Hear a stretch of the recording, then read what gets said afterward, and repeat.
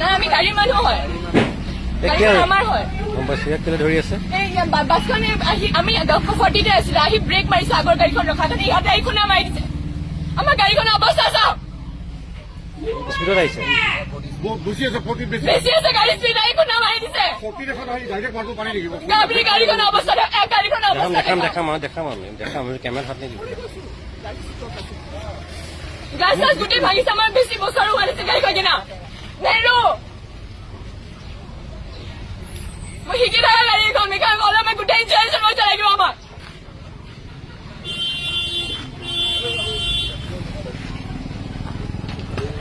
নেহৰু আপুনি চাওক আগে এখন গাড়ী ফটকি কৰি মাৰিলে কিমান ধাক্কাটো খাব সেই আইডিয়াটো মোৰ লওক। কেইখন গাড়ী টোটেল কেইখন গাড়ী?